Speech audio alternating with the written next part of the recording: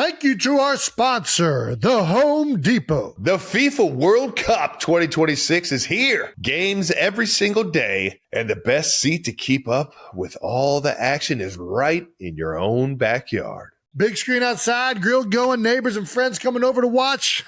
Now that's how you host. As an official supporter of the FIFA World Cup 2026, the Home Depot's got what you need to get the backyard match day ready. That's right. Whether it's a projector screen setup, string lights, little patio furniture, the Home Depot will help you make your yard the go-to spot. And with fast, free delivery on over 2 million items, you can focus on setting up the ultimate backyard fan zone instead of making trips to the store. So, as we welcome the world to our backyard, get your home watch party ready with an assist from the Home Depot. To learn more, visit homedepot.com/FIFA World Cup 26. Usually the conversation around here is about football. Today, the topic is gas for one of the sponsors, specifically Mobile Supreme Plus Premium Gasoline. Let's start with the fact that Mobile Supreme Plus Premium is amazing. It keeps engines 3 times cleaner, so engines perform better for better gas mileage. Just ask motorsports legend Shirley Cha-Cha Muldowney. She raced top fuel dragsters in the 70s, so she knows a thing or two about gasoline. She also knows a thing or two about the 70s, so if there are any questions about leisure suits, vinyl, or fondue, fire away. One might wonder why they call her Cha-Cha. Like, is it a family name or a marketing ploy? Or maybe she thought it sounded cool. It's very curious. Getting back to fuel, Shirley and the team highly recommend Mobile Supreme Plus Premium Gas because it keeps engines 3 times cleaner for better performance and gas mileage. By the way, Cha-Cha Muldowney, she drove a pink car. Mobile. Legendary. 3 times cleaner compared to Mobile regular gas and port fuel injected engines. Actual results may vary. Visit mobilefuels.com for details. I had something that we had to take care of this past week. I owed something. You did not have to take care of this. Listen, a bet's a bet. Man, was this enjoyable, guys. I'm Jason Kelce. Welcome to New Heights.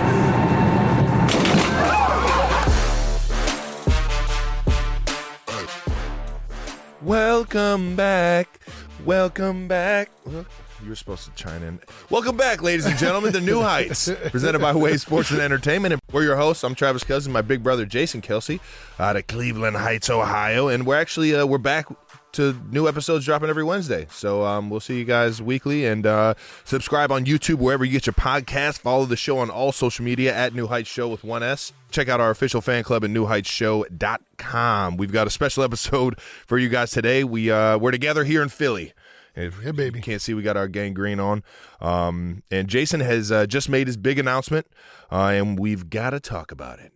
That's one thing that we are good at, is making sure we talk about things. But before that, Jason, tell the people what we got coming up.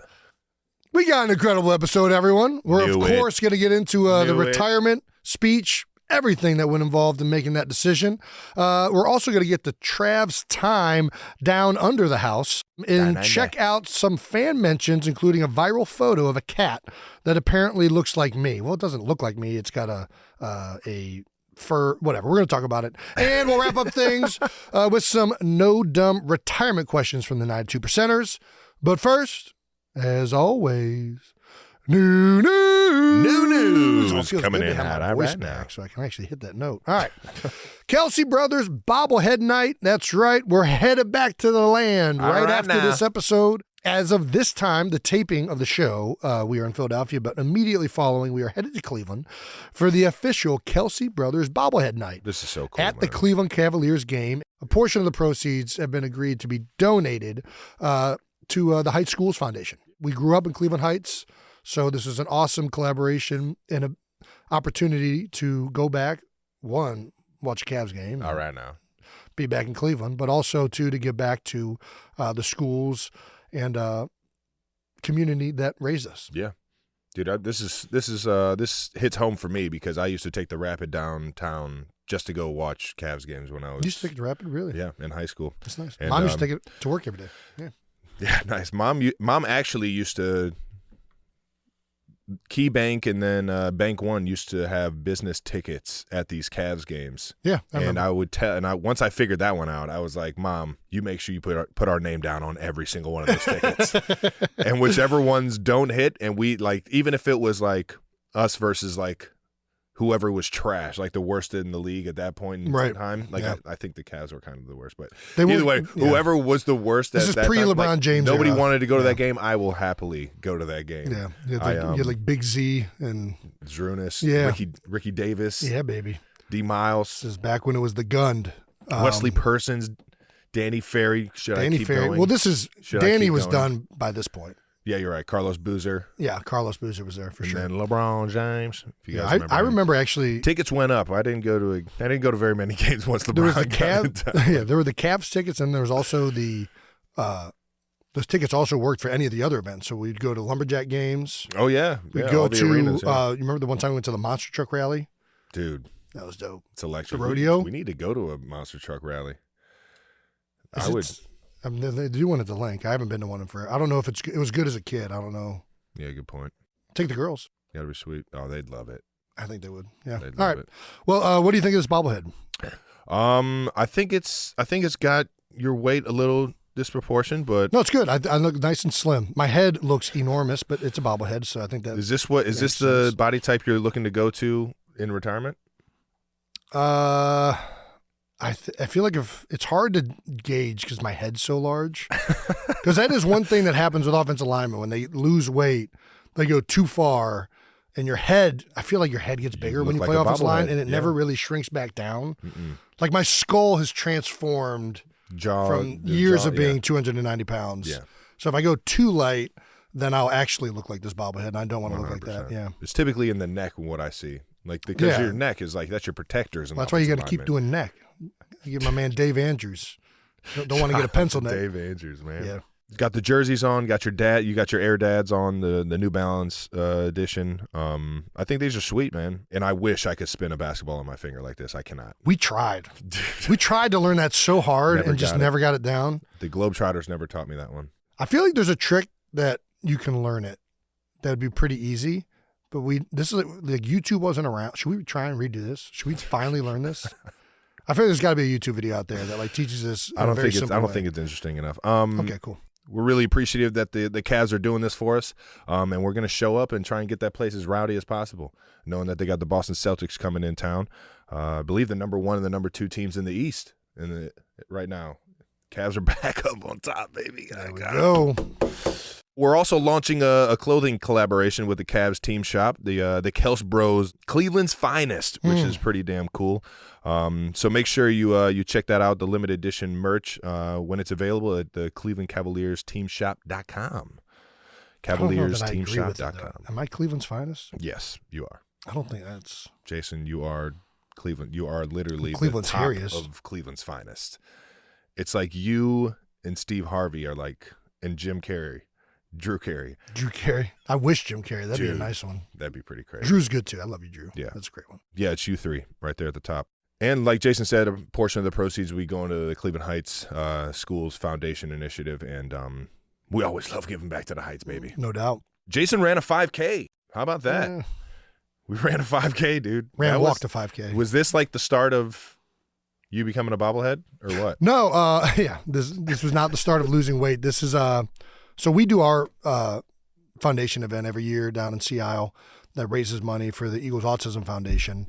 But Mike's Seafood has been doing an annual event for 15 years now, I believe. Ooh, Mike's is good down there too. Yeah, Mike is the man, and his son is on the spectrum, and they've been doing a lot of things for the autism cause and raising money and awareness for a long time, far preceding us in Sea Isle City in particular. That was actually my first time ever going there was for the Polar Plunge, which is when Mike does his event every year. Nice. So we thought, You skipped out on the Polar Plunge this year? no, I did it. Oh, nice. Yeah, I was did it. that the 5K? The yeah. 5K was the Polar So Plunge? they used to have like a specific time where everyone would go into the ocean together. Now they still have like the plunge, but you kind of go at your own pace, or if you do it, whatever. But the 5K is the only thing that really is like a thing that happens now, Nice. the event down there. So we were down there. We wanted to go down there because we have a house down there now, and it's awesome when you take the girls to the beach. You just let them run. We thought, it'd be really cool to go and run in Mike's event and show up for that. So tried running it. Yeah. I had my Monarchs. That- Not the best running shoe, I don't think. I'll tell you what, you can mow some grass. Yeah, they're great. You could lay some mulch. Yeah, they're great lawnmower. You could plant some flowers. You could do some handiwork handiwork in the garage. Yeah, not a 5K shoe, but not a 5K shoe. Running around in those things. So we started off. I mean, you can because you did it, but we started off running, and I should have known. Like, first of all, we were late. We showed up a little bit late, so it had already started. Perfect. That's genius. And I start running, and I'm like, we're like Did you passing. steal a few blocks too? Did you? No. You started. We started right from we kind of snuck in and still went. And as we're running, we're like passing people. I'm like, okay, we're doing pretty good here. And I should have known at that point, like, hey, we need to just slow this pace down. So we're running, and one of the Hammonds that we're with says, Taylor says that every 20 blocks or something like that is a mile. All right. She just throws that out there. So I'm running, and we hit about 20 blocks, and I'm like, hey, I'm doing good. The blocks are kind of short over there. I can see that. It's not the case. I'm going to get to it. So I thought that was where we were at, and I'm like, okay, I'm cruising. This is a good pace. I think I'm going to nail this. I think I'm actually going to be able to do this. And then, like, after we're off of the promenade boardwalk, and we're onto the, like, street, they have a line. I think I'm well past a mile, and there's a line. And it says 1 mile. And I'm just like, oh my God. And I know I got to go 3+. And I'm like, there's just no way this is happening. I have given everything I have to get to this point. So I made it halfway. I made it just before halfway. I started walking, then just kept walking because I used up everything. And then ran like the last 500 feet. Where's our mental toughness? I was inducing mental toughness through that mile. It was hard. I'm not built for this. There's also like this weird, I feel like the same way with swimming, where like older people have this ability to just get in this gear where it's actually like slower than if you walked, but they can just maintain it. Yeah. And I can't maintain my run. No. Like I'm like in this gear. I think you get that after 50. Like once you hit 50, you find that zone. Like I'm like watching people swim. I'm like, how are you even like staying afloat with how slow you're going? Yeah. I don't know how this is like possible. But they outlast me. You're just buoyant. It's literally like I'm just living the tortoise and the hare. The movie The Tortoise and the Hare, or the story of the Tortoise and the Hare. Like that is like what old people are to me in any conditioning event. Like they're going to catch me because I'm going to get tired, and they're still. So you got smoked. They haven't drowned yet. You saw Mr. Magoo running past you. You're just. I got smoked by every other player. It was embarrassing. I'm not gonna lie. Pickleball and 5Ks are not something I can compete with old people in. We got a good tweet from you after Fox Sports NFL tweeted out Jason just ran a 5K to raise money. You said, in quotes, ran is a generous verb for what it's occurred. A wrong verb.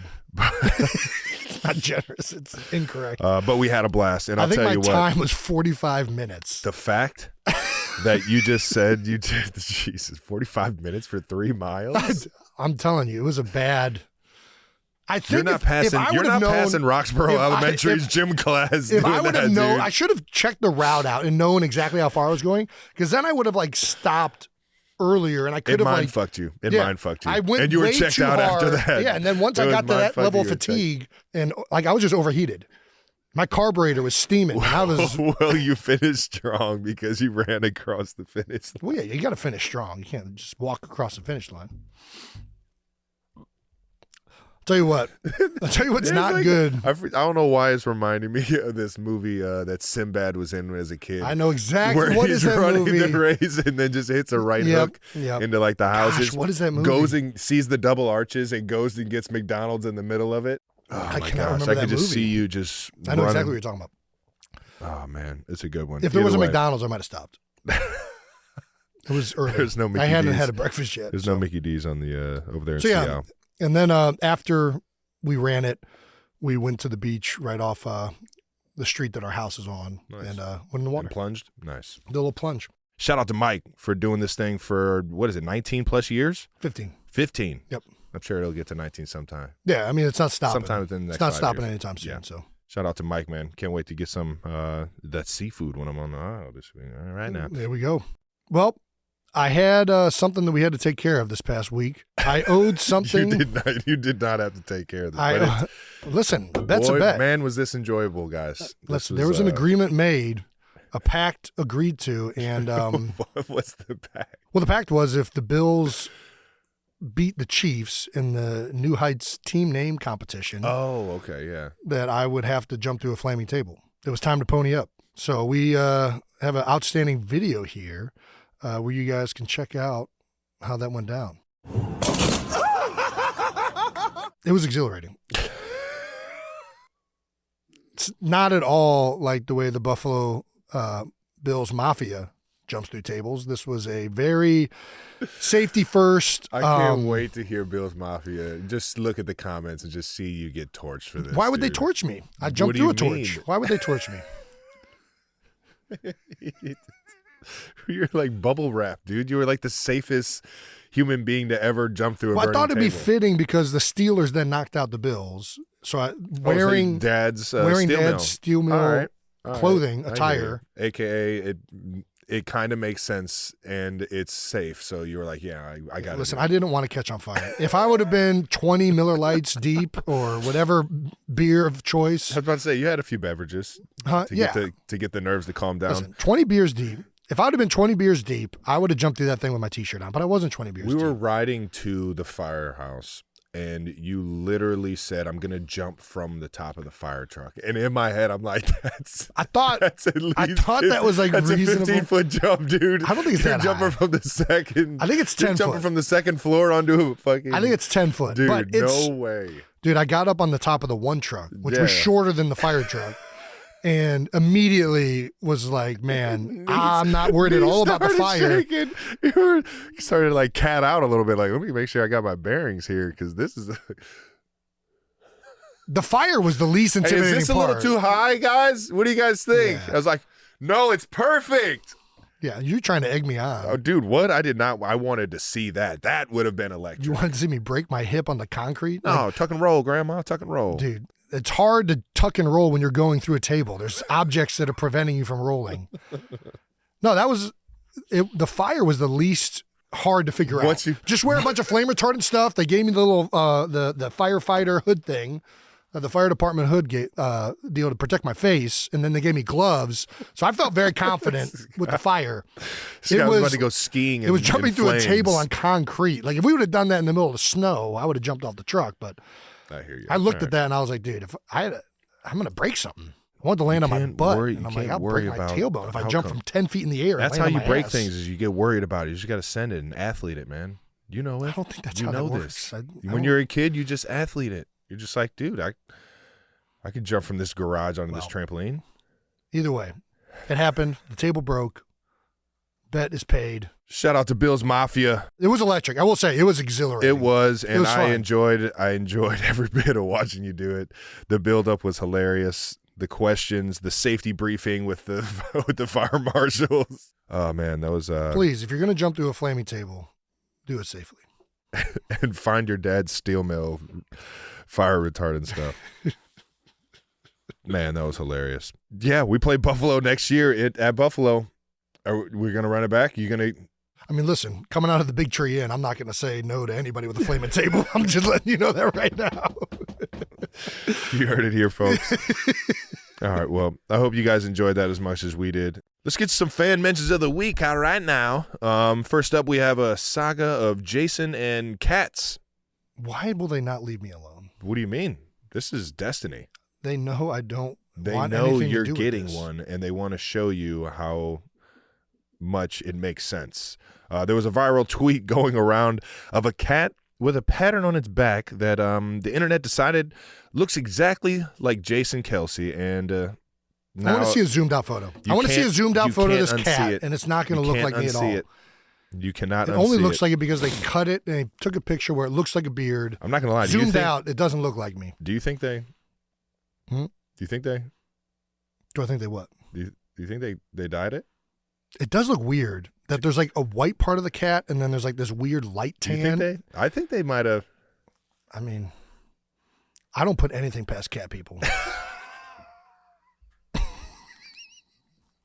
What do you mean cat people? You're cat people. You're cat people. You grew up with one. I did. You're a cat people. We had a great one. Gosh, Flash was a fucking legend. Cat, she was perfect. The only time she bothered you is when she wanted to sleep with you. Yeah. And she really, like, other than that, she didn't want you to touch her. Dude, do not, broad daylight, do not try and fucking play with a cat. Dude, you would just hear sounds from outside at night. Get it. Like two cats fighting, and you knew Flash was beating the crap out of somebody. Yeah. Sorry to whoever our neighbors were. I never saw Flash with a scratch on her. But I heard her fighting, saw dead rodents, saw her kill a bird midair once. I'm pretty positive I remember this happening. I was sitting on that green couch looking out the back of the living room, and I just see her looking like this. I'm like, what is Flash doing? And that bird got a little too low once, and she jumped up and clawed it mid-flight. The most impressive athlete I've ever seen. Cats, dude. DK Metcalf is a close second. Jason Peters, close second. Dude, I'm not going to lie. I think Jason might be able to claw a bird out of midair. Guaranteed. Did you ever see that guy catch that one bird in his hand? Talking about Manu Ginobili? Manu Ginobili caught a bat mid-game. I don't remember this. Mid-game. Oh, I do remember. He double-handed it, though, right? No, I think he just, he kind of like, dude, it was nasty. Okay. Yeah, back to the cat, though. It's got nice fur. I mean, it can be anybody with a beard. Dude, the way the picture got excited about Flash, it sounds like you're getting a cat. The reason I don't think this looks like me is it doesn't have, the eyebrow game is weak. It's a weak eyebrow game. Want to be a Kelce, you got to have better eyebrows. I can't say you're wrong. You gotta have that, yeah. You gotta have them brows connecting, especially if you want to be Jason. Next up, a lot of the 92%ers saw that Princess Kiana. Hey, Kai went out to Milan's Fashion Week and are wondering how Jason possibly managed to watch all three kids while she was away. From @cat and a bunch of fucking numbers on Twitter or X. Can we get some new heist clips of Jason watching all three girls while Kylie is rocking Fashion Week out in Milan, or do we think Kylie left Wyatt in charge? I mean, Wyatt's always in charge, really. Always. You try to not make her be in charge. Like, I try to discipline her. It is, it's just hard. Dude. It's hard to reason with somebody that has no reason. Dude, she is one of my favorite people to just She's great. people watch. She's great, yeah. I love just people watching her. And watching her play with Elliot is so adorable. Bringing flashbacks? It is. Yes, it is 1,000%. Dad gets him one of Elliot's birthday gifts was airplane guns. It was like little I don't even know how to describe this. Little foam airplanes, it, foam airplanes that you put on top of a gun and you shoot. Basically, and you. When I tell you, the girls were going nuts, and it started off with Grandpa, Dad in the yard saying, "Hey, if you guys can hit me, you win. Like you get like a popsicle or something, like something encouraging." Sure. So they were both firing at Dad, and it sure enough, it ended in Dad going inside, being ecstatic that he just got the girls something that they absolutely love. Yeah. But then it turns into whoever's in the yard is the target. Right. And it's driving range. The guy's out there getting the balls. Hey, I'm not practicing on my 9-iron anymore. I'm going right at this motherfucker. Little Elliot on her birthday runs down there to go retrieve her planes to come back and do it again. And sure enough, Wyatt's locked and loaded. And she's running just. You see her tracking? No, don't hit your sister. Be careful. Do not hit your sister. As I'm saying it, she keeps tracking, finally stops. Douche. Boom! Right to the side of the head. I didn't know it was a headshot. To the head. And I immediately like, oh no, Wyatt, I said don't do that. The slow turn. Just the joy. The smile, the joy of her going straight to the dome. It's like, this girl's got it. She's got it. Yeah, Ellie's going to be tough. Oh, yeah. Ellie was having a blast. She cried for about 2 seconds, then was right back to shooting it. Oh, man. Back to Kylie rocking. So this is why Kylie did not leave me in charge of the girls, because there'd have been plenty of that. Oh, man. I'll tell you what, Kai killed it. Absolutely killed it. I forget who she was. Who's Alberta Ferretti. Hey, all right, now, Alberta. So you were in charge. No. Yes, you were. You were kind of in charge. No, I wasn't in charge. So you just handed them. I was not alone with the girls for more than 2 or 3 hours at any point in the weekend. Grandma stayed over. Kylie's mom. Thank you. Shout out to Lee. She's a saint. The best. I could handle Ellie and Y. It's really the baby, the infant, that for some reason I'm just not as adept at handling. Yeah. I try. You can't communicate. I also just don't wake up. Like, I sleep. That's a Kelce trait for sure. Yeah. And sometimes I actually do wake up, but I act like I'm still sleeping, if I'm being honest. Don't give it away. Don't give it away. Don't tell We them. all know. We all know. No. Oh, no. Yeah, we had our babysitter, Lauren, and Lise were pulling lots of extra time duty to help us get through that week. Really happy Kai was able to go out there, and I mean, she doesn't get any time away from the girls, really. And then between Vegas for the Super Bowl and then All the Milan playoff Fashion games Week. and everything. Yeah. It was awesome. Nice. She went out there with her friend, Elena Groh. Elena. Mike Groh was a coach in Philadelphia. Shout out to Mike. And Elena is his wife, and they became close when she was in Philly. And now she got into fashion in New York City, where Mike now coaches for the Giants. So, yeah. Right on. If you were to go to a fashion show, would you? You can stop there.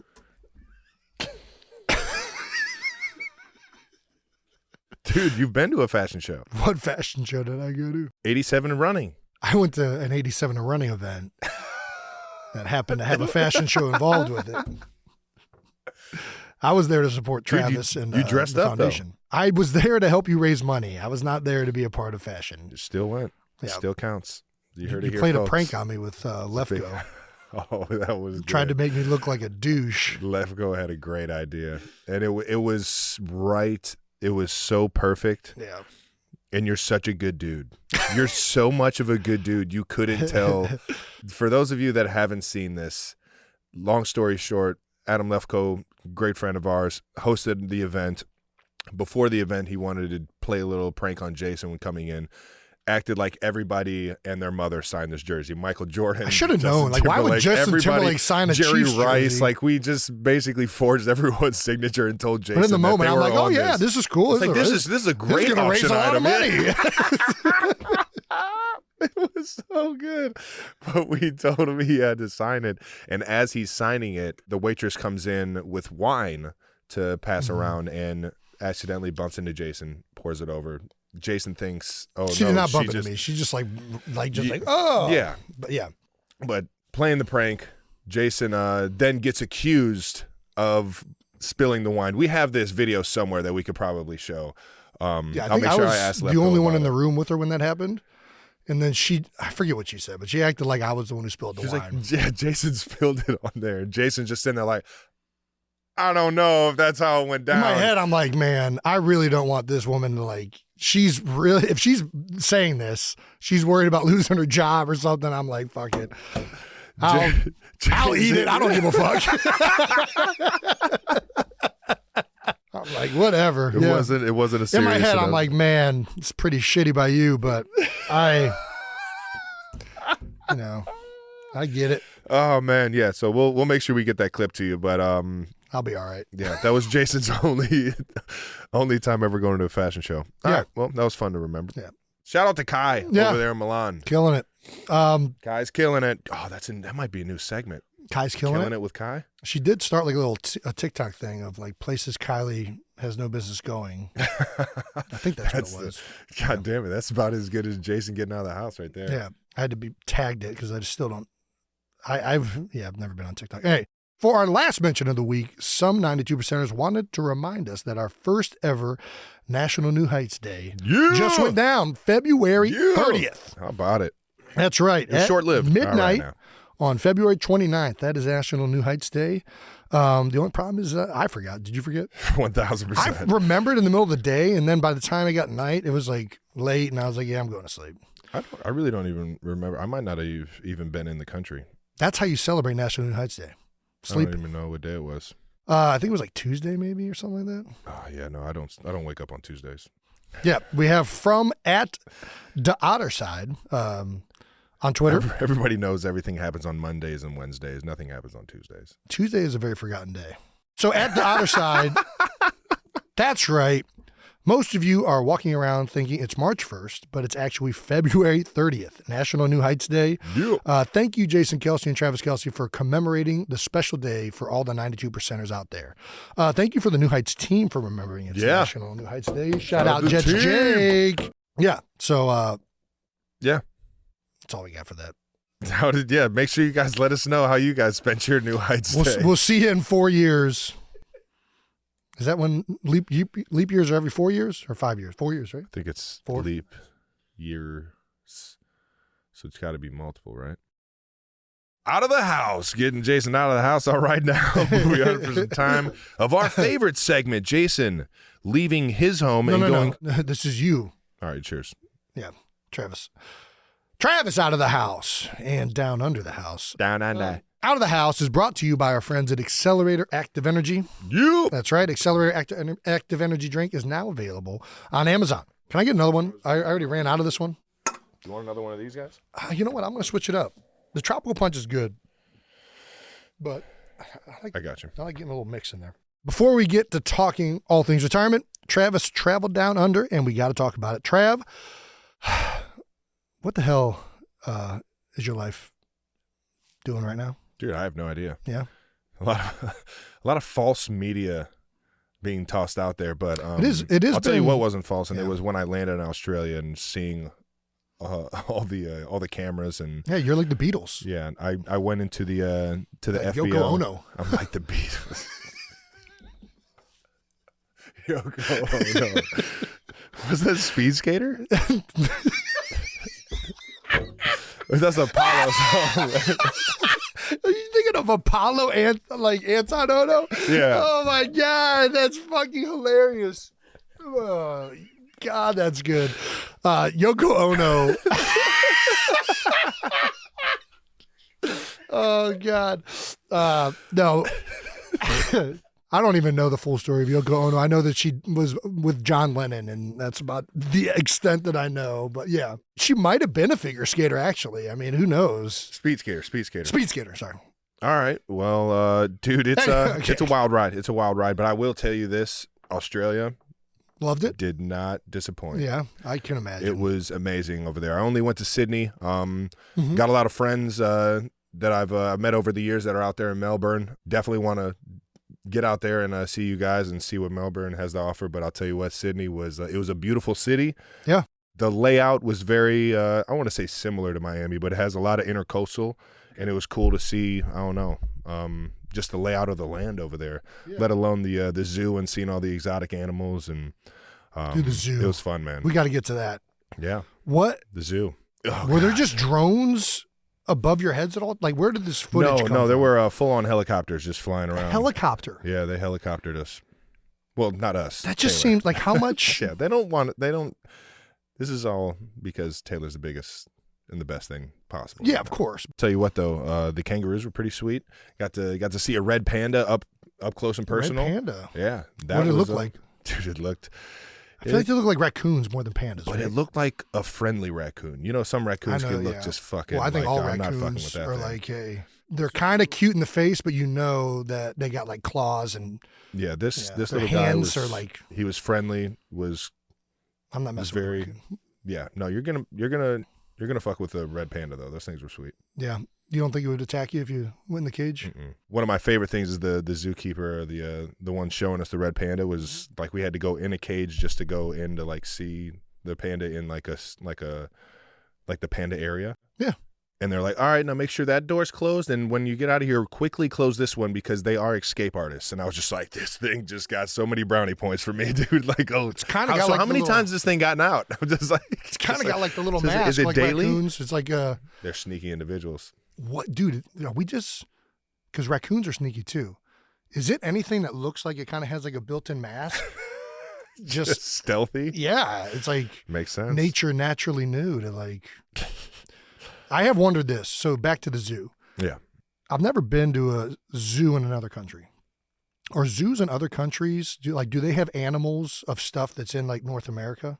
Like are there like white-tailed deer in the Australian zoo? Oh no, I didn't see it. Like Everything was a still. bald eagle. I don't even know if everything like I saw a crocodile, which is fucking way bigger than an alligator. I think alligators are. I don't know if they're like only in America, but it's like most other places is crocodile. Alligators like unique to I believe the U.S. Fucking thank God because that thing was enormous. Saltwater croc, yeah, they get pretty big.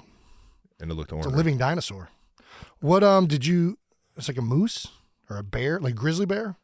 I didn't see anything Nothing? over there. No. They just had their own animals. We're the only ones What's the that point of we going to the take- zoo if they just got? No, they had some.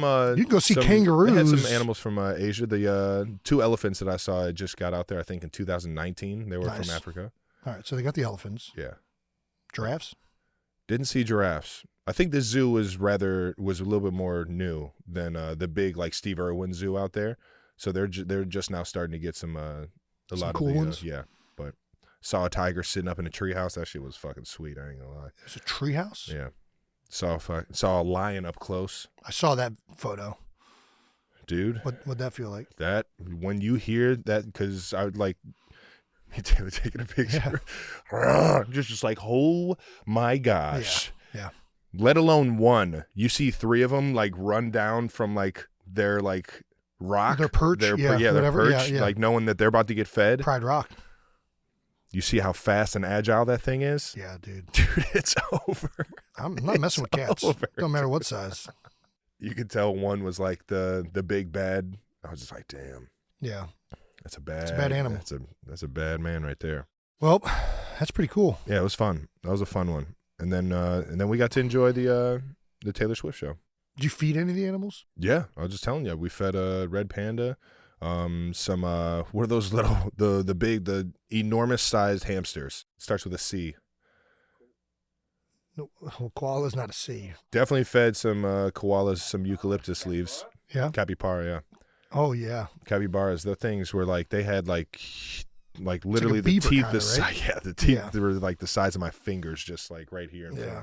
It's like a little rodent, oversized rodent. It was enormous, and it was crazy how like heavy it was and how athletic it was for sure. Do you think Winnie could have taken it? Nah, dude, those things were vicious. I bet Winnie would fuck that thing up. The things were quick, dude. It's more athletic. No chance. All right. Dingo. Yeah, we fed some dingoes. Nice. At least I think they were dingoes. Emu.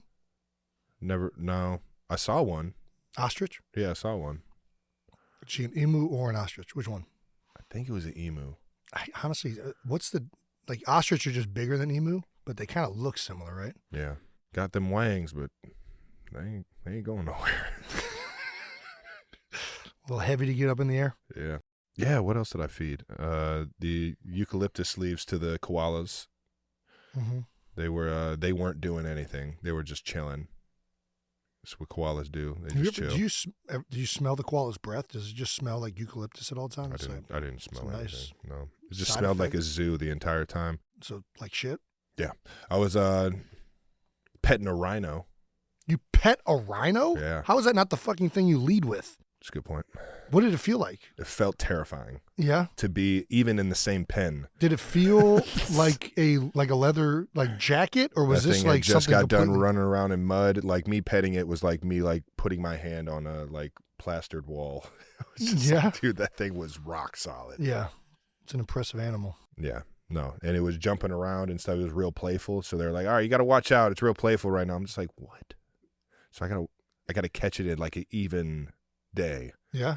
How was it? What, you can't be too happy, you can't be too mad. Just kind of I feel like, I mean, just got to watch out for the horn. Or dude, those trampled. things are majestic, man. Yeah, it's a big animal. That's cool. Thing is, you could tell how heavy that thing is and how it could just fuck you up. You just sidestep it though. It's probably not very dude, agile. When right? I tell you that thing is agile. Oh yeah. Quick too. All right. Yeah, you also went to a Taylor Sydney show. I did. And Sydney did not disappoint. I'm pretty sure the crowds over there are they're already rowdy group, right? The Australians are pretty rowdy. They like to have a good time. Yeah. I like to have a good time. Gosh, they were just like a little bit louder than the Argentinian crowd. Okay. And I was not expecting that because Argentina was loud, fucking loud. Yeah, and they were into it, and so was Sydney. So Taylor's very fond of performing in Australia because of the crowds over there and how into it they get. So, yeah, awesome. Shout out to Australia for showing out. All right now. One of the things that everybody liked to point out was your and Ross's attire. Did you plan out to look like Bluey and Dingo? I came downstairs from the hotel and I saw him and I was like, God damn it. You knew you were going to get the Bluey immediately. No, I had my outfit on. He had his outfit on. We were going to the car at you guys look great on time. Yeah. They're like, can't change now. And we're just like, we're just going to have to eat this one. Eat what? You guys look fantastic. You look very Australian. We look like you and Marshmallow at the Chiefs after party. You feel like you look choreographed. Like it's like it was planned and it wasn't planned. It wasn't. Bluey is a tremendous show. It's all right. So Shout out to Bluey. There were a bunch of other ones that were pretty good. The M&Ms was pretty good. Oh, yeah. Yeah, that was pretty good. Well, it also looked like there were a lot of Travis Kelce jerseys among the fans out there in Sydney. There was a few. There's a good Got amount a few clips here. American football crowd out there. And I think just like Taylor fans, so they wanted to show their support. Have you how do you feel about your jersey being worn all over the Eras Tour? It's pretty fucking cool to just have your jersey being worn. Yeah. Like even if it's just on a day or I think it's cool. at a football game. I only asked it because it's in this clip. I mean, I don't care. Right now, I guarantee you there's people out in Philly right now wearing your jersey. Guarantee it. Well, yeah, I just retired yesterday. Yeah, well, every day is a Jason Kelce day in Philadelphia now. Okay. Then after Australia, you went back to Vegas to continue celebrating your Super Bowl championship. All right now. Why back to Vegas? You guys haven't had enough of Vegas yet? No, and this had been something that we talked about as a team. Like, oh man, when we win in Vegas, we're going to go back and like have a good time, do it right. Yeah. Hit the AKA casino. gamble and go to the casino. Yeah, because we couldn't do any of that. Those of you that don't know, the NFL doesn't allow you on when you're going for the Super Bowl. They said no casinos. But even if we're just playing the Raiders in a regular week, if you're there on business for the NFL, you can't gamble or do anything fun in Vegas. And essentially, we wanted to have some fun, so we went back as a team. They made some world championship belts. I got all the WWE ones, but this one was pretty cool.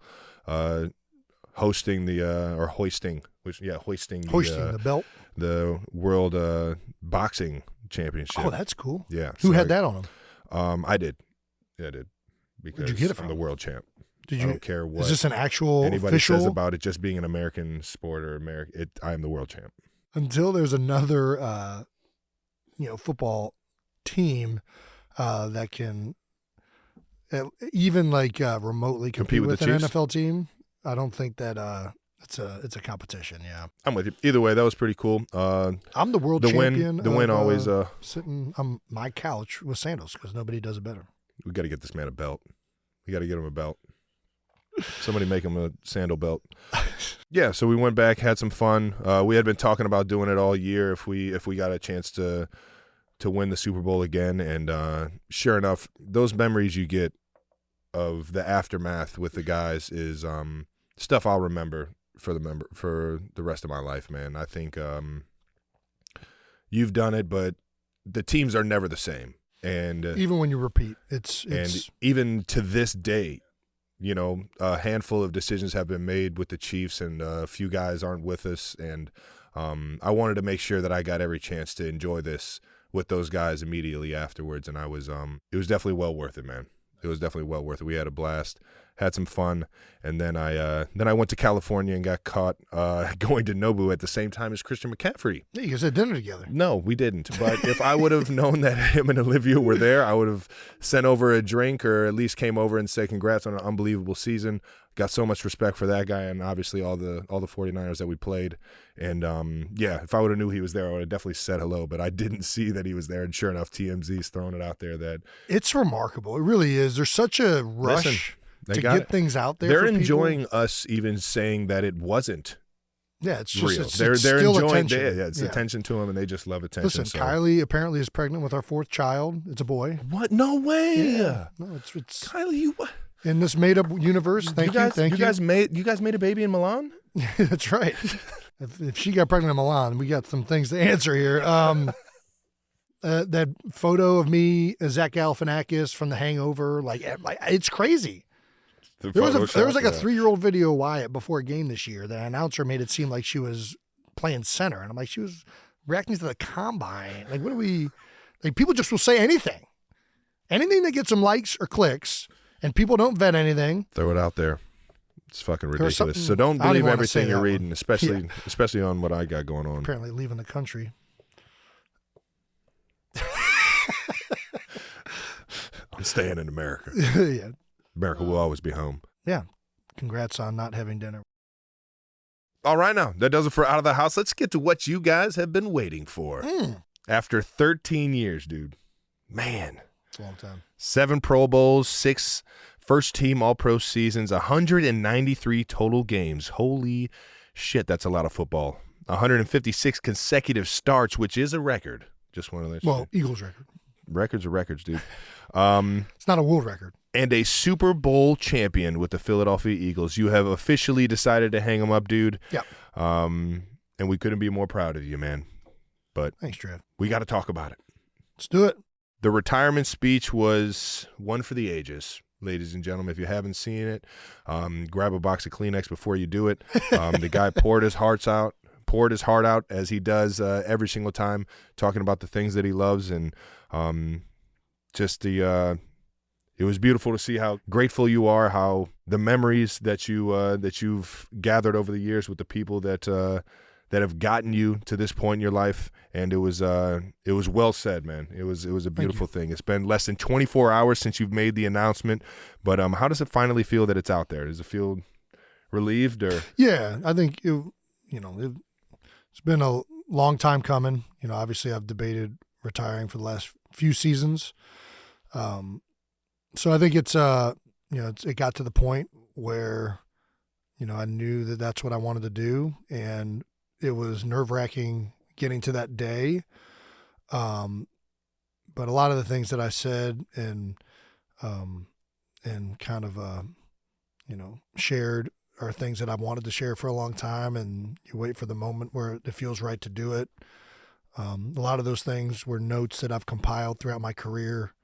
I take notes on my phone, so it's just kind of like plug and play. Such a good idea. I need to start. It felt good to finally get it out there. In some ways, in other ways, it's still hard, and it hurts. It didn't look easy. It's weird. It's not like it's easy or hard to say it. It's more just hard to come to grips with the finality of it. But yeah, I was hoping I had said it enough times that I wouldn't cry as much as I did.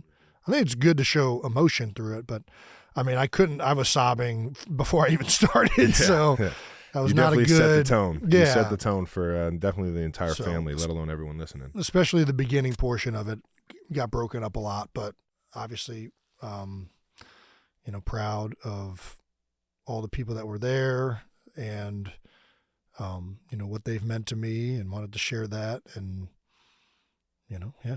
Who helped you the most in deciding all this, man? In deciding whether to keep playing or not? Yeah. What was the biggest influence helping you?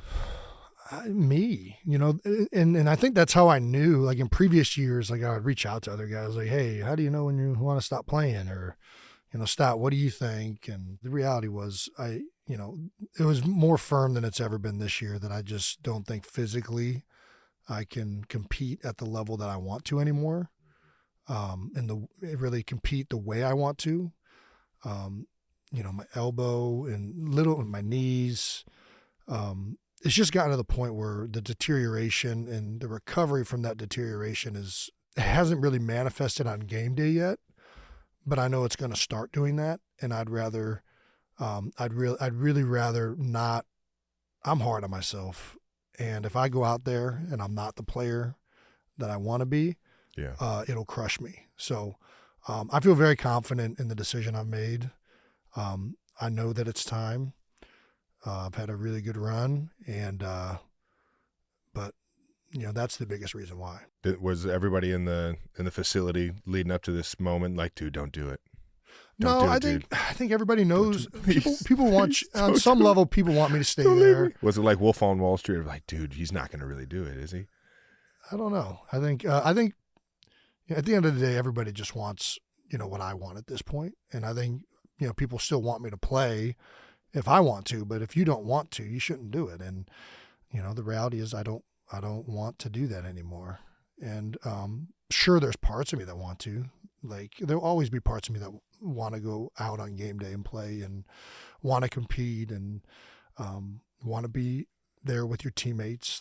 That stuff will never go away. But just the physical portion is at a point that it's not a desire to continue to do, and not something that I think I can do and be happy about it. So yeah, it's over, and that's good.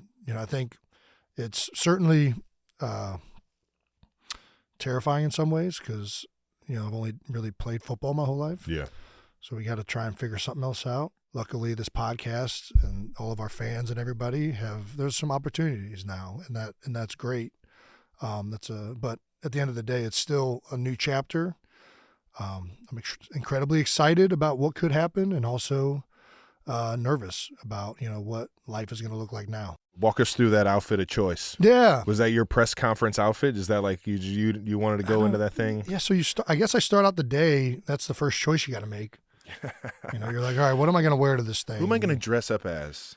It's like suit and tie is what most people wear. And I'm like, that wouldn't feel right. Like, I don't think, for me, I don't think it's not a wedding. Well, it's the only time I've ever seen you wear a suit and tie. I'm wearing a suit and tie when I have to, and that's about it. And I'm walking through like, okay, do I wear like a Cleveland Heights shirt? Do I wear like an Eagle shirt?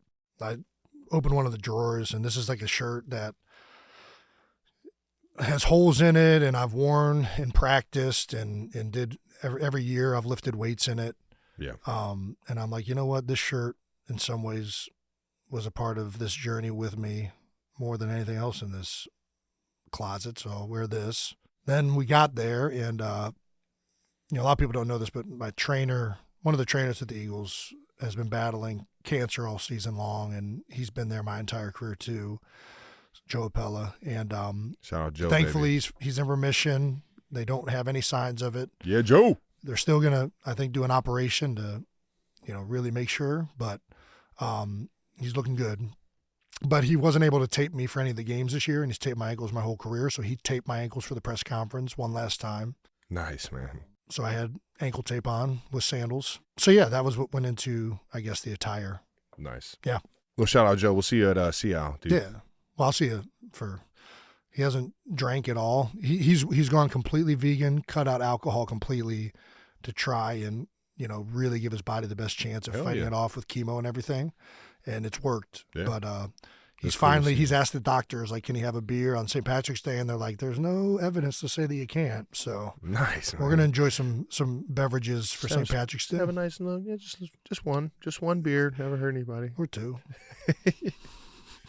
Well, the speech was unbelievable. As good of a football player you are, man, a professional speaker is, it's got to be in the next line of work, whether it's here on the podcast or you running for president, whichever one you want to do, I'm sure you can do. Well, yeah, it's easy. I think it's really easy to give speeches when you are just reciting what you lived and what you've experienced. I don't know that I can, go up in front of a corporation and give a speech about that, you know what I mean? For me to just recant all the people that have been really meaningful in my life and all the experiences I've had with my teammates in the city, like I'm just reciting history. So to me, it makes it easier. And I felt the same way about the parade speech. Like I didn't say anything up there that wasn't, like I didn't make anything up. It was all out there. So that's what makes it easy. Like to come up with like something off the cuff that I think would be a lot harder. So this one was easy to write. Yeah. I'd already written it for like 13 years. Like I said, I take notes. I would wake up at times and have these thoughts in my head and just jot them down. Really, the only thing I had to do is figure out the order when I'm putting everything. Did you did that? Was it just you, or did you have any? So I read the first draft to Brett Strosacker. He works in our media department with the Eagles. Well, actually, I read the first draft to Kylie, and then I read the first draft to Brett, and both of them had like, should you put this person in there? Should you put that person? Like I didn't, I don't know if you should make a big dick Nick joke. And I'm like, fuck you. And dude, it was so good. I text Nick to make sure he was okay with it. And he was like, of course he was like, it's like, yeah, you can tell everybody. Yeah. But the surprising one was when he said, I asked Tori, and Tori, his wife, and Tori gave the okay. That was the surprising part. I was like, okay, all right, Tori. Nice. All right. Thanks, Tor. Everyone enjoyed it. A lot of people are saying it was their favorite part of it. Yeah, so I think you kind of, you start with a framework. I decided to go chronologically for the most part and save the most meaningful people and stories and messages for the ending portion, while reciting some memories of the most impactful things that happened throughout my career. So kind of settled into that framework, and then, rewrote it a few times, changed things up, added things here and there. I think the section on you with like, was like, I changed that day of like, hey, I'm trying to think, like, I got to say more about like growing up with Trev, like what else? And I'm like, oh yeah, like playing in the backyard, like, we played multiple Super Bowls before we ever left the house. Like, we envisioned ourselves being Jim Thome, Carlos Baerga. Like, I think so that stuff kind of went in last second. I still am trying to be Carlos Baerga. Yeah. I mean, he was Kenny Lofton, you name it, dude. The whole Guardians. If you were a sports figure in Cleveland, we imagined the ourselves 90s Indians were huge, though. Those were the teams in Cleveland. The Browns left in the 90s, so we didn't even have a football team. Yeah, just became a fan of the game. Well, I was a fan. Jerome Bettis was my guy. The bus. I was a Favre guy. Jerome Bettis and Mike Allstott and then Brian Urlacher, Ray Lewis. You were who? I was Favre. Yeah. Huge. I thought I had a cannon like him too, man. Doggone. You did. You could throw it. No, you could throw it. Before you tore your labrum, you could chuck that thing. Now that we got some more time, is there anybody that you want to give a shout out to that you I don't even want to do that. I don't want to do that right now because there's going to be people I'm going to leave off if I'm just randomly ripping that out the top of my head. Delete that. Yeah. No, listen, there's a lot of people I want to thank. Teammates and like so many people have reached out since yesterday. It's been so cool to see I have texted nobody back because it's a lot. That a boy? I'm dreading having to try and get through all these. At the same time, I'm excited because there's a lot of meaningful people that have texted me and reached out. Listen, this is why football is so special. Unlike any other sport, especially offensive line, like this is what's crazy. I am a center. Like I make no plays on my own. My job is just to facilitate an environment where other guys can make plays. And, I'm still being celebrated and talked about on a level. And I think that's awesome for the other guys that play my position and for the other kids that play offensive line. Like it's largely been an unheralded position for a long time. And in some ways, I think the offensive line symbolizes the sport better than anything else. We're all ultimately relying on the guys next to us and the coach and what they're calling and, the systems you're running. The and physicality of the game. It's such a dependent game. There'd be too many people to thank and try and hit by listing off, all of my teammates and coaches and people in the building and, T. Roy, our janitor, Tony, it's ridiculous. And, tried to limit it to really just like the people that for sure made like a very pointed impact. And then of course the head figures at each level, that's the beauty of football. It's the most complete team game that there is ever. Yeah. In my mind. And man, we love teaming up.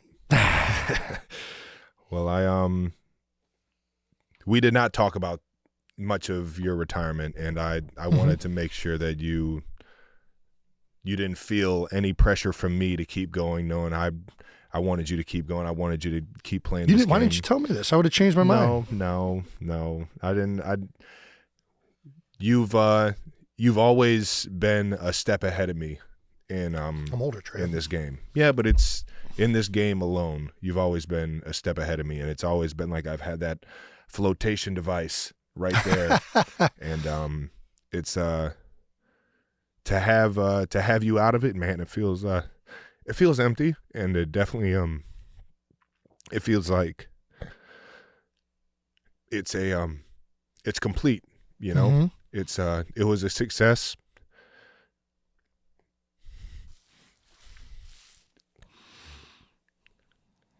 I hear you. Yeah. It was a fun-ass journey to watch, and like I said yesterday, man, I just appreciate you showing me the way and bringing us all along the journey with you, big guy. We showed each other the way. Yeah. I appreciate it. So. Listen, I'm out of playing, but I'm still going to be, I'm still going to the games. Like I said, I've been, you've been playing for a long time on your own, and I look forward to being able to appreciate and watch your games more and take in the bigger picture of football and everything that it has to offer. While still remaining local in Philadelphia. Like I'll never not be there, but definitely looking forward to. I don't know. It's a different chapter, and in some ways, I'll be able to experience more things and do things that I've never done before, which is exciting. Well, it was just it was cool being the tag team Hey! of the National Football League. Pretty cool shit. Yeah, I didn't talk to you about it. I let you kind of do your own thing, and I could have been more proud listening to you yesterday. And it's just it's been a lot of emotions, a lot of sad emotions, a lot of exciting emotions. I mean, you got the fucking world in your palm right now, dude, and you got 3 little ones that I know you're dying to watch grow up, and oh yeah, it's just a lot of future. Exciting future things that we have to look forward to. Absolutely. And yeah, it's yeah. So back to the speech. Can I see the Kleenex real quick so I can just get over this thing real I'm fast? sorry, I would be crying more, but I wasted all of my tears. Yeah. But You know I got plenty of those. I'll probably break down here at some point. You hit the intensity of the Philly fans, man, and it was awesome. You hit it spot on. You've been spot on with it your entire career. Hearing Bernstein, Jason, your guy, tell you that Philly's an awesome city. You're gonna love it. You embodied that place before you even knew you embodied it, and your toughness, your desire for excellence, your drive to be the best and not settle for anything other than that. The way you talked about the Philly fan base was so spot on, and it just man, honestly, being here in Philly, for the past 13 years, I feel like I've become a part of this sports town. It's so random. I was a huge Flyers fan growing up because of Eric Lindros and John LeClaire, and for you to come in here and become idols like that for kids has been pretty damn cool. Did you always want to make the announcement alongside the Eagles organization? Was that kind of like in your mind to like stay a Philadelphia Eagle your entire career? Or? Well, yeah, you want to. I mean, I've been very blessed to have that opportunity. I've even talked about it in the speech. That almost didn't happen, right? Yeah. Like, there's so many things that need to go right for you to stay in one spot. You know, the organization has to want you. Financially, it has to work out. And then you got to want to continue to play in the same spot. And I think it's really hard to do in any sport in today's age. Like, it just is very rare that both of those sides and the financial thing line up for your whole career. Yeah. So it was a goal. You know, I talked about it. You know, we saw everybody leave in Cleveland. Did Big Z ever play anywhere else? That's the only guy that I think. Zadrunas might have been the only one. He was the only one. You know, it's not like, listen, I still love Jim Thome. I love Manny and all the guys that played in Cleveland, but it's, you know, there's something that happens when somebody leaves that I think is, especially as a kid, it's awkward or different wrapping your head around it. And, you know, I've been very lucky and fortunate to stay in Philadelphia, and it was certainly a goal, and I'm happy that it happened. Was there any other way that you were going to do this announcement? Like, were you going to like jumping through the table? Were you just about to be like, all right, I'm done, and then just like jump on the burning table? No. Did it ever cross your mind you were going to do it any other way? No, I think I wanted to do it at the facility in a press conference with people in the organization there. I think that felt right. There's too many of those people that were a part of it just as much as I was. So yeah, that was the only way I ever envisioned it. Well, you talked about some of your favorite moments in your speech, obviously, and you had some great shout-outs to the 879, your parade speech, Coach Sirianni sending you the kegs, and, of course, Nikki Foles and the Philly special. Did you ever do you think that any other retirement speech, past or present, will ever mention a teammate's Schlong? How should we put this? Hammer? Sausage? I mean, I hope not. I hope it doesn't become like commonplace that everybody's just referencing like, this. All right, who's got the biggest day? How can I thank him? It's just so legendary. I felt like it needed to be a part of it. Yeah. Dude, it was so perfect because it was very emotional. You do a great job of keeping things light and fun, and yeah, that was such a good fucking mix line. in some moments where people can have a laugh here and there. Got to. Yeah, I mean, listen, that was an iconic moment of the Super Bowl, and you know, Nick and Doug together somehow decided to call it trick play on 4th down, and it ended up being, you know, one of the biggest plays in football history at this point. So yeah, that had to be in there. it was in there. It wasn't as colorful at first, and I was like, screw this. Let's full send. Yeah, let's Jason go. Kelce style. Let's go. It's the only way to do it. Come on. I think there was, I don't want to say a little bit of doubt, but there was a little bit of question of whether or not you would get or transpire in the league as you did in college, like to become as successful in the NFL as everyone. There's that question for everybody. When I saw you taking snaps with Michael Vick, yeah, man, that put you in heroes world for me. Like, dude, it kind of like dimmed down and like dimmed the lights on like the stars that we imagined growing up, that holy smokes, like they're in the NFL. Yeah. You made it more achievable for a guy like me, knowing that we come from the same place. Yeah. We're at the same school. There's questions, but at the same time, you're still performing, even with the best that do it in the National Football League, that we look at as gods. Yeah, well, because they're the best to ever do it. Everybody asks, like, when did you know you were going to play in the NFL? And that's when it becomes reality, is when you see people like you had me because I was older.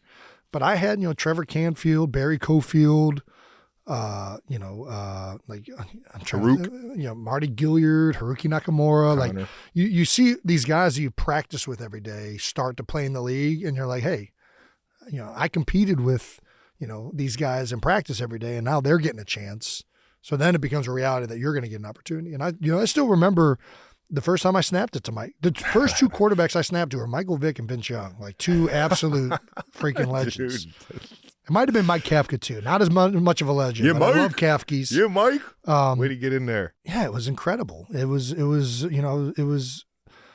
the first moment where you're like, holy shit, I'm snapping the ball to the human highlight reel. Like, what is happening right now? The experience. This changed quick. And it was really quick because my first year was the lockout year. Oh, yeah. So you didn't even get the mini camp. We had no off season. Yeah. All off season, you had to be away from the club, and they lifted it for like a couple weeks for like the first either day or 2 day guys that were drafted.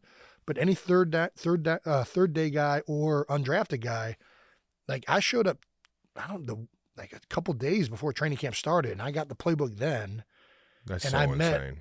those guys for the first time at training camp, and then I'm snapping it to them. I'm like, what the heck is going on right now? This is crazy. Lehigh Valley. Yeah.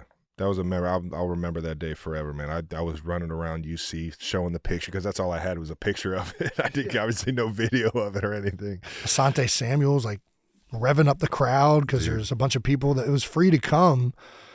And like the first time I hit a sled, and this is what was cool about Lehigh, which, the dorms sucked. You guys still go off campus, but we stopped that a long time ago. But I mean, the first time I ever hit a sled, it was like, fat dudes drinking beer right behind me, like cheering me on. I'm like, this is way different than Cincinnati. Like, over there in the higher ground. We had to like pay people. Yeah. It was cool. Stout was a major part of your speech. You quoted him a few times, thrice if I remember correctly, and of course ending with the hungry dogs run faster, baby. I'm still hungry. I can't run fast anymore. That's the problem.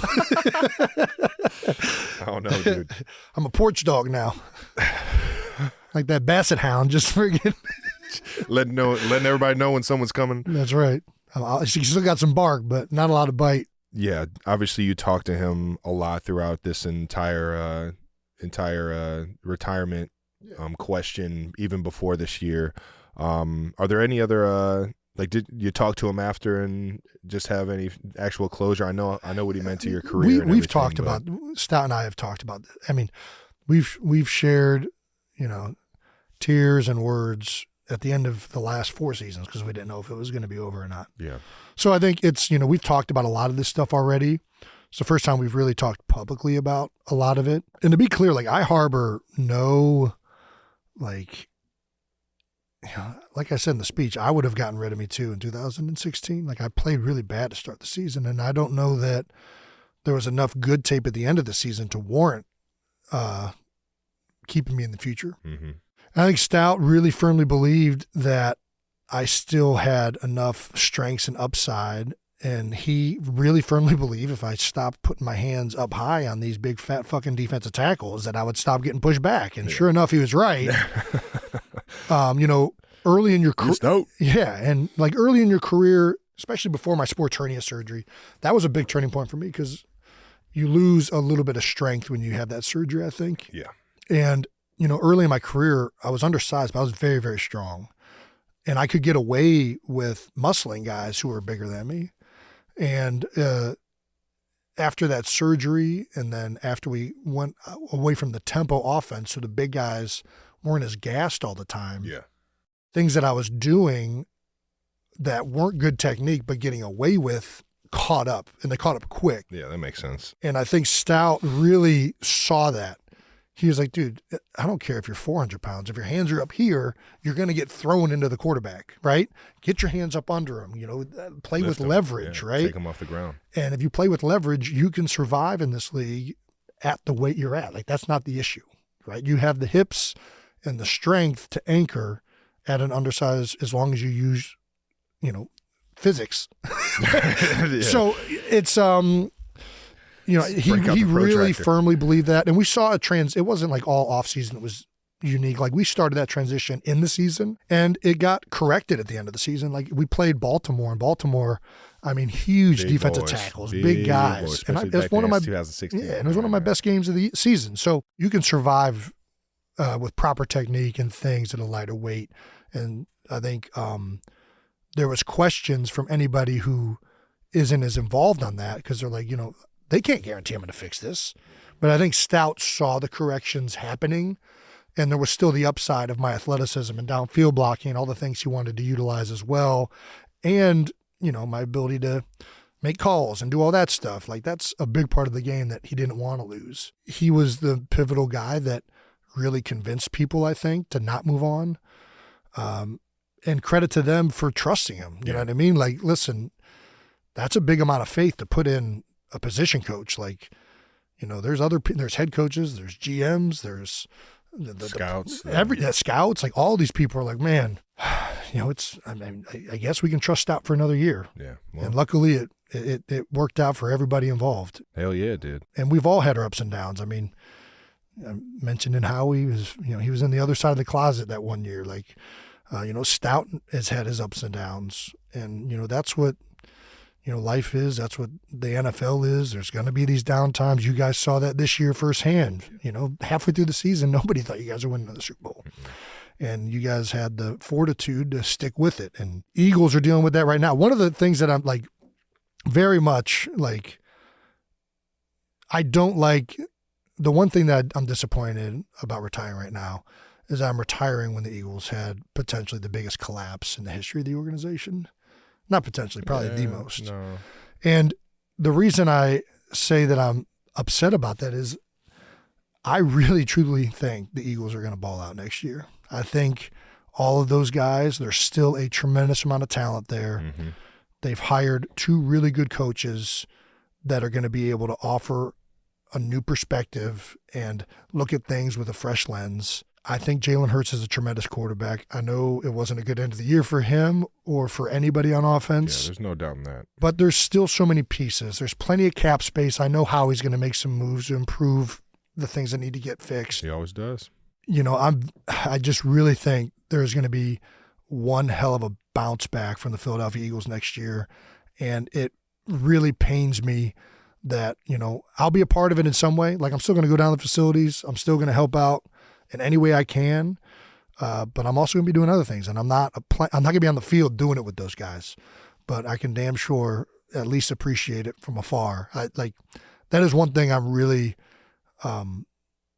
upset about the timing of. But it is what it is. It's just, I'll have to enjoy it in a different way. Yeah. Well, those, yeah. Well, Stout had an amazing thing he threw out on the Twitter X. Jason, some of my fondest coaching moments have been by your side these past 11 years. I'm so proud of the player you've worked to become and the legacy you've built. I'll miss having you by my side. It's been an honor, and I congratulate you on the incredible career, man. And it was cool just hearing him last night at the dinner and hearing him say, how happy he was that you're in a good place and that you're there for it. And man, just got so much respect for that guy. Do you have any Stout-isms? And we've been talking about this. I mean, we heard 3 quotes We got to get these stout. We got to yeah. get you, Lane, Jordan to just, and even bring in JP. JP's probably got some good stoutisms. Yeah, I mean, if you ask enough guys, they'd all remember, enough of them. Yeah. And some of them are just so, like, off the cuff, and they're hilarious in the moment. I don't even know if I'll say it, but, like, he has this one thing that he has a bunch of, like, there's, I said the three, like, no man is an island, but draws strength from others. Hungry dogs run faster. Oftentimes the easy way is the wrong way. That's like pounding salt up a fat lady's ass when it's a hard run play to run into a good defense. I don't know why that makes sense, but it kind of does. Not the most politically correct at all times. He's a but, gem, an absolute gem. There's a lot of other ones that are more politically correct, but I can't think of them right now. Those ones stick out really hard. Lobster man. If you're like using your hands, if you're just like laying them on top, like they're like claws, like, I'll have to start jotting down some of the ones. It's like, I don't know him from Adam's House Cat. Like, who the fuck is Adam's House Cat? Like, what are you talking about, dude? He's got so many just like off the wall. Keeps it fresh, baby. Dude, it is Keeps tremendous. it fresh. No doubt. Well, shout out to Stout. Appreciate you always having my guys back, man. Let's get into what's next is retirement edition of We Gotta Ask, But You Don't Gotta Answer, all right? Mm-hmm. First things first, did you finally get rid of or clean out that fucking locker? I mean, somebody did. They cleaned it up for you? I think like, that's the thing. When you're done playing. They just threw it in a U-Haul and was like, hey, it's down at the storage unit. When you get done playing, they move that stuff quick. They got to make room. So the locker is, for the most part, cleaned out. I actually didn't go and check it if everything got moved out of there yet, but it is definitely clean. They can finally clean the carpeting underneath all the boxes and stuff that was piling up. There was still a bunch of jerseys, and I owe so many guys jerseys. We've talked about that before. Like, I gotta send out probably to the team. Yeah. Like, probably over 20 jerseys to guys that I owe them to. Dude, I owe the entire Patriots tight end unit jersey, all three of them. Yeah. Farrell Brown, Henry. So maybe that's my Gesicki. next. I love you guys. I promise you, I'm gonna get them out. Yeah. I'm gonna get them out. Yeah, obviously you don't know exactly what you're doing over the offseason other than becoming a full-time cattle farmer in Missouri. Full-time. Yeah. Do you know how you're going to spend some of this time coming up this offseason? Or? I don't. I think I'm trying to figure out what I'm going to do during the season, whether that's... Touche, yeah. Get ahead on that. Yeah, obviously I'm not going to be a full-time coach, but is there a level that I can help out the team still or help out young guys, whatever, figure out if there's a role there. Coach Kels, you just need to stopwatch and a whistle, dude, an advisor. I can see it. Your I'm not a big shirt's already guy. tucked in. I am a tucked in shirt guy. I don't know why, but feels right. I look forward to doing stuff that's not football. Like I've been so committed to the sport for so long. 36 years. You really like. It's embarrassing when your wife knows how to do more housework around the like I can't. Her dad's an electrician. She can fish wires. Kylie can fish wires, and like Jason, you don't know how to. You know how to fish a wire? Yes. When did you ever fish a wire? When I was connecting my speakers that Aunt Judy gave me, I started cutting and tying. Really? Yeah. No, I'm talking about like in walls. No. Yeah, this is never done that. That's what I'm talking about. Like she's like she could like put in a new outlet if she wanted to. It's probably a step ahead of what I Yeah, exactly. Got it. So, yeah, I don't... Well, shout out to Kai for being the handyman around the house. I like experiencing new things, and, I've always wanted, like, I like to show Forge and Fire. I want to go to a blacksmith and make a freaking knife. I think that'd be fun. Count me in on that one. Don't do that without me. You want to go? I want to make a sword, yeah. Well, a sword is a whole nother undertaking. I don't know that we're good enough to just go in there and make a sword. We can samurai sword. But you make some metal hot enough, you can pound it into an edge. You want a samurai sword? You want to go straight to like the most complex thing? I want a fruit ninja in real life. Let's go do it. All right. You grow the fruit, I'll get the samurai. Is there a player you're glad that you'll never line up against ever again? Mine was J.J. Watt when he retired. I was like, thank God that guy's out of here. Fuck. By the way, J.J. hit us and was like, dude, we got to get on the ice. I want to go. And I saw him out there on the ice, and it looked electric. Yeah, he was doing some one-timers. Dude. Yeah, it was good. ironically, I reached out to a guy that's given Wyatt skating lessons before, and I think I'm going to get out with him, Wyatt and Elliot, out on the ice. Nice. Get him going early. We're about Wyatt's age. You might have been. I didn't start skating until I was like 7 or 8. I started a little bit later than what you would ideally want a kid to start at. I tried to get her out earlier. She was like 2.5 when I first got her out there. Mm-hmm. Too early. She was not fucking with it. She was terrified, and yeah, so was I. I think it will help that I can go out with her now too, though. Like I'm going to go out on the ice, and I think if Dad's out there with them, because it was the same thing like gymnastics. Like gymnastics, she wanted nothing to do with the trampoline, and the moment like Kylie and I are there with her, like then she's into it. But yeah, nice. So no player that you're like. I mean, Aaron Donald, I guess. Like, but I didn't really line up against Aaron that much. Like, there were players that were hard to line up against, but oftentimes those are the guys that you liked playing against the most. Like, I hear you. Biggest challenge. Yeah. Well, it was just like, it meant a little bit more. I mean, there's guys that kick my ass for sure, but, that doesn't mean that I didn't like trying to beat them. It's just what you had to do. Yeah, exactly. Man. Like, it sucked losing some of the reps, but, when you won the ones, it meant that much more. Did you give any advice to Cam Jurgens? I think he's a pro. He's a pro's pro at this point, right? Yeah, he's going into his 3rd year, and I'm, listen, he's a friend and a teammate. He always will be. So I'll always be able to offer advice, and talk to him. I think, he is going to be an incredible center. I really do. I think he was great at guard for us last year. His traits are going to be very, very well used at that position with Jeff Stoutland in particular. I don't think, as much as sometimes, some part of me, like, it'd be nice if there was a drop off of the position. It's like, yeah, that was really good. It's not going to happen. He's going to step in and do great. They got to figure out guard. And, they drafted Steen last year. So I don't know how some of these free agents and contracts are going to shape up, or who is or who isn't. You got Suopeta, Jack Driscoll. There's a bunch of guys that could do it. I'm sure they'll bring in new players or already have. Yeah. There's still the draft to come up. So we'll see who ends up claiming that right guard spot. But the line is in very, very good shape. That's just the reality of it. And Cam's going to be a tremendous center. Barring anything happening, he'll be good for a while for the Philadelphia Eagles. Yeah, can't wait to see Cam step into the role, man. Yeah. On the list of your career achievements, though, I mean, where does this one rank? The Eagles misspelled your name when you got drafted on Twitter. Did you know this? No. Yeah, they when they announced the tweet of you getting drafted, the Eagles, #Eagles, select Jason Kelce, Kelsey, from Cincinnati with the 191st pick.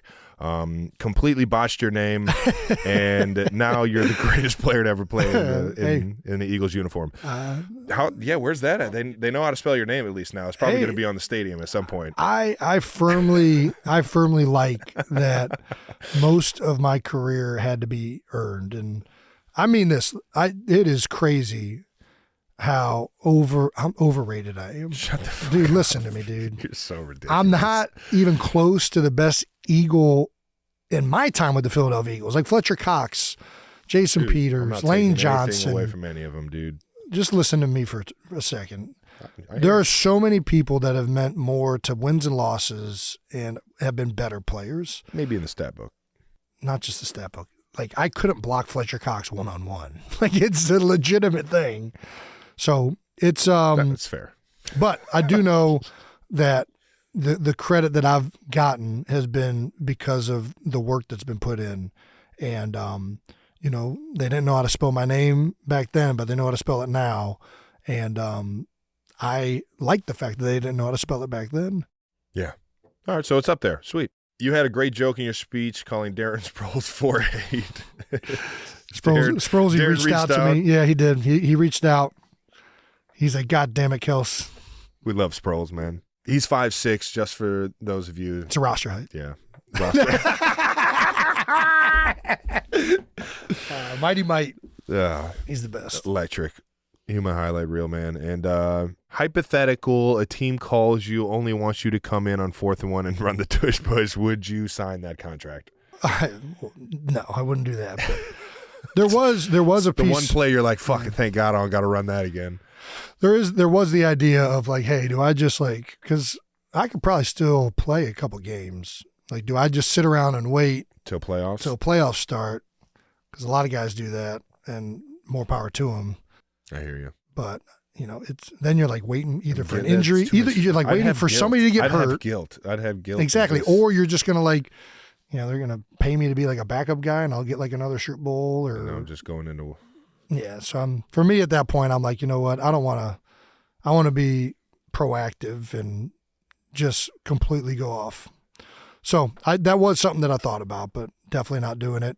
And I look forward to getting skinny. We're going to get to that here in a second, I guess. All right. Well, if you could do it all over again, would you change it? Nothing. Not a thing. Not a thing. Not even this last year. I hear you. Well, I take that back. I'd take a Super Bowl for sure. But, Touché. Everything happens for a reason. I've been very, very fortunate with all of the teammates and coaches that I've had. And, I wouldn't have wanted to play anywhere else, be with anybody else. So I wouldn't change any of that. I might change, like, I'm not perfect. I've made plenty of mistakes that I, looking back, would have done differently. Or, I've been an asshole. I've been a jerk. Like, I'm like, this is the reality of life, right? And, I think overall I've been pretty good, but I think for the most part, there's always something you look back on and you're like, man, I could have been better there. 1,000%. So, trust me. I know. No. I just did one in the Super Bowl. All right, that does it for We Gotta Ask, but you don't have to answer. And lastly, there's been an outpouring of love from the Philadelphia community since you made the announcement, really from the entire world. And your teammate Darius Slay chimed in with an idea you're absolutely not going to love. But everyone else is so fucking on board with it. March 4th should be Kelce Day in Philly. The man is a true legend. Shout out to Big Play Slay. I'm on board, and I'm pretty sure Philly's on board. So it sounds like you have an official day, whether you like it or not. You know damn well I do not support made-up holidays. Slay should know at this point too, but I'm going to trick you into fucking having a beer randomly on every day of your life. You're not going to trick me. You just offer me one, on whether March, or every year, whatever day it is, for the most part. Yeah, I don't think we should do this for sure. Yeah, I think there should just be like maybe another Mummers Parade, not just on the first of the year, but the 4th of March, yeah. And everyone dress up as your mummer. As my mummer? As your, yeah. The Avalanche String Band's mummer suit? Yeah, like, have you ever seen those videos where everybody throws on the T-Rex suit? No. And runs? I think I know what you're talking about, actually. It's like the air inside of them. Yeah. Those are funny. Ah, man, a bunch of Jason Kelce's running around. Maybe a running of the Bulls? I've always kind of wanted to go to that. I mean, you went through a table. What else? What's next? Everyone has to run in flip-flops? You wouldn't touch a rhino. I'm not fucking getting in front of that thing. Fuck that. Well, dude, all you got to do, you don't got to outrun. You don't got to outrun it. You just got to outrun me. Hey, you already know. I'll go swimming with sharks as long as I'm not the only one in it. I can outswim somebody. Ceremonial keg stands. There's a whole bunch of stuff we can get into, and we will get into it. March 4th, officially Jason Kelce Day, Philly. No, it's not. Let's get this thing going. Mayor, sign it up. This is not a thing. Put it on paper. Moving on, it's time for some special retirement edition of No Dumb Questions, because there's no such thing as dumb questions, just a bunch of dumb people and a retired dumbass. All right, so No Dumb Retirement Questions is brought to you by Buffalo Wild Wings. Oh, wings, beer, sports. Let's go, sports bar. See, we do have rhythm. It's nice when there's not a delay on the stream. We do have rhythm. Still can't harmonize, though. Should we try? No, I'm stuffy. Go, you start.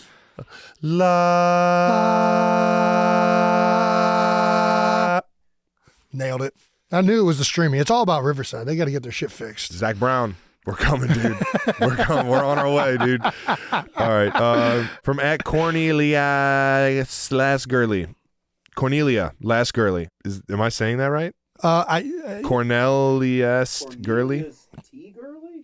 Cornelius T. Gurley. Yeah, I think that sounds right. Cornelius Gurley. From wherever. Don't know where you're from. At No Dumb Questions, once you guys eventually retire, will you keep rooting for the teams you play for, or go back to the fans of the Browns since they were your OG team? Yeah, I mean, I'm a Eagles first and foremost. Yeah, and I'll probably still cheer a little bit for the Eagles. I mean, I've like I said, I've become a Philly sports fan myself in that regard. But. I think fans who haven't played, definitely my own wife, like there's I mean, listen, we are still Cleveland sports fans. I still cheered the Browns on, and I did it my entire career. Like, I'm always rooting for the Browns. There's a slight conflict when like the Eagles play the Browns every 4 years.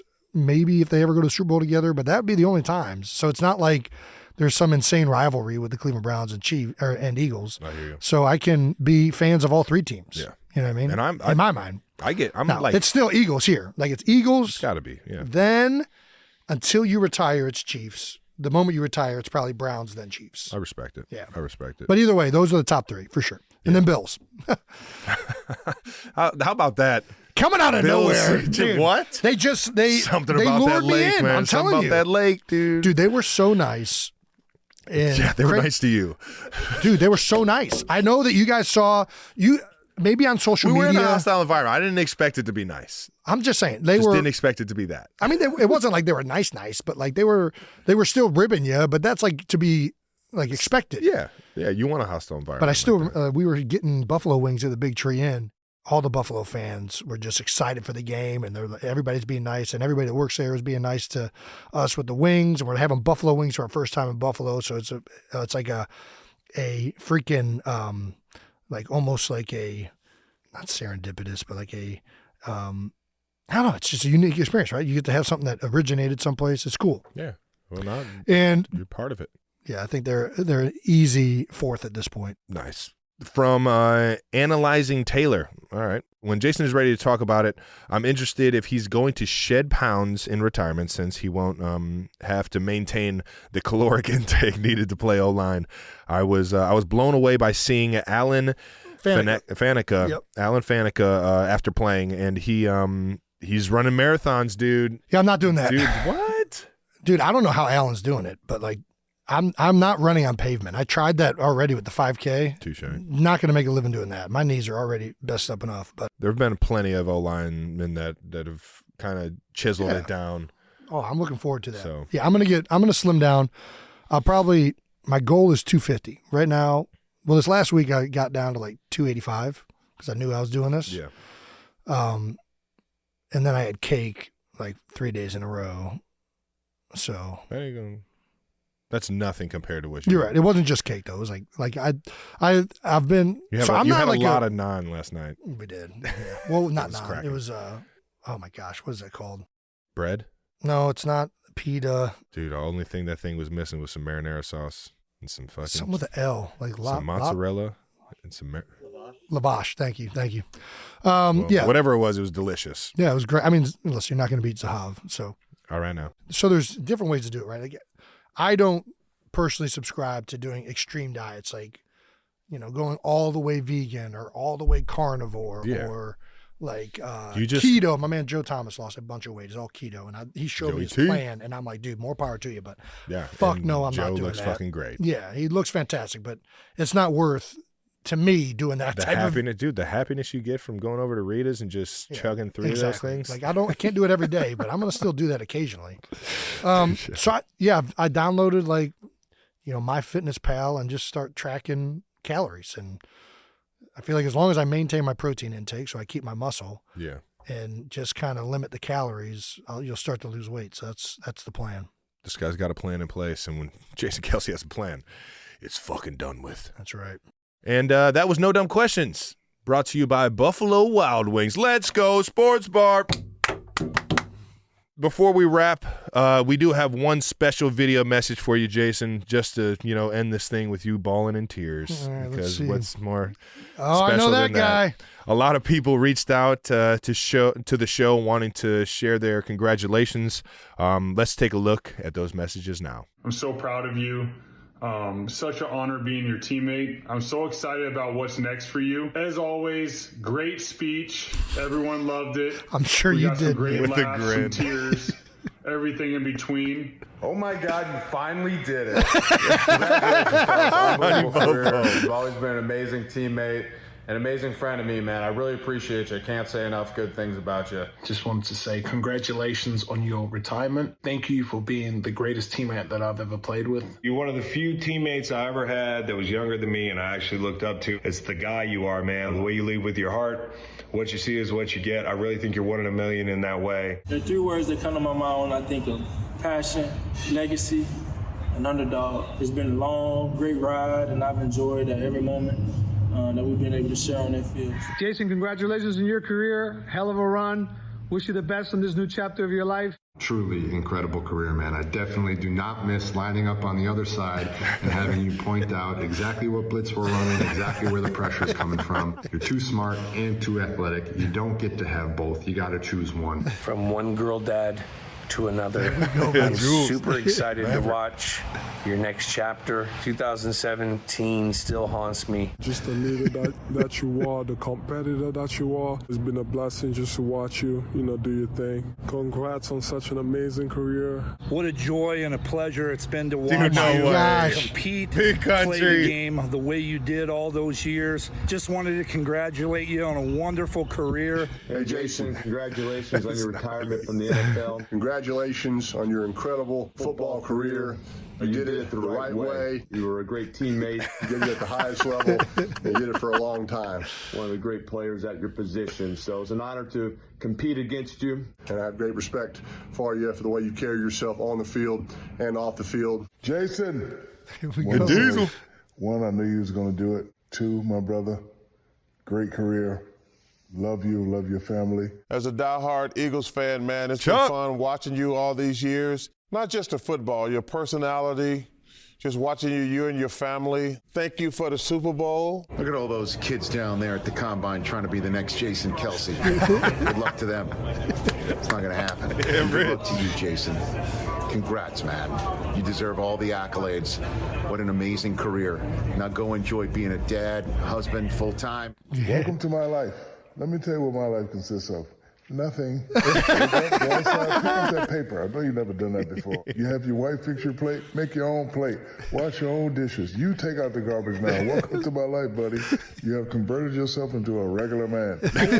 Sitting in the stands at the Link in Philadelphia, watching you run out of the tunnel for the first time while hearing your name announced over the stadium speakers. I felt this vast wave of pride that came over me, knowing that all your hard work, determination, and persistence paid off for you to realize your dreams. Well, I imagine the prospect of retirement can be a little daunting, fear of the unknown and all that. I have no doubt that whatever it is you do, you will be successful. Because frankly, son, you don't know how to do it any other way. I've had the privilege to travel to the most amazing places. The city of Philadelphia will forever be proud of the young man they adopted back in 2011. I hope you're working on your pickleball game. I know we're talking a little smack about it. And also, your beer chug game. Nick, yeah! Still got it. And there's easily get so famous and not change at all. Please don't change, bro. I love you. Thanks for everything. I wish you nothing but the best in your next life, brother. So thank you. I'm honored to call you a friend. I'm honored to call you a teammate. I just want to congratulate you on your retirement. You're already killing it on your podcast with your brother, your mom. Everyone's involved in everything. Good luck in the next chapter. Exciting things ahead for you, pal. Wish you the very best for the new beginning. Go ahead. Get that gold jacket fitted. Me and Bo are going to need 2 tickets front row, Canton. Give this boy a call sometime. We can hang out. From now on, you have zero excuses not to come fishing. Hopefully we get out on the ice together soon, or at least crack a few beers, man. I'm ready to roll whenever you are, buddy. Wait till I'm done with my job before you try to take it, all right? Don't come take my job. All right. I like what I'm doing. Don't steal it. You're going to be stealing money on television at some point. Good luck to you and whatever is next to come. I know you'll be great at it. Watching you living your life to the fullest has been the most fulfilling part of my life. Jason, congratulations on an outstanding career. Kudos, dude. And go Birds. That's pretty awesome. Congrats, big guy. Thanks, you deserve guys. it, man. Thank you. You want to close this thing out? That wraps up another episode of New Heights. Make sure you're subscribed on YouTube to the New Heights channel so you know when all the new episodes are coming out. We'll be back with a brand new episode next week. Listen, subscribe wherever you get your podcasts. Once again, New Heights presented by Wave Sports and Entertainment and brought to you by the all-new Experience Smart Money debit card. That's right, the debit card that builds credit without the debt. Get you one. Follow the show on all social media at New Heights Show with one S. And thanks to our production and crew, always making us look way better than we are. And to the 92%ers for tuning in. We love you. All right, enough of crying. We'll see you guys. I used all my tears up. I'm sorry, man. I've been crying all week. I got. You're catching clips. up. You're just catching up now. Everywhere. I got unlimited ammo over here. That was awesome, guys. Thanks for sending those clips in. Look forward to being able to hang out more. There we go. Peace.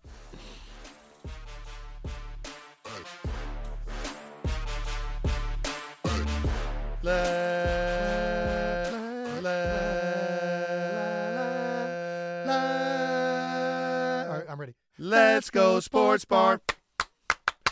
Yeah! In your face. Knew we could do it. In your face. All right. For all you doubters.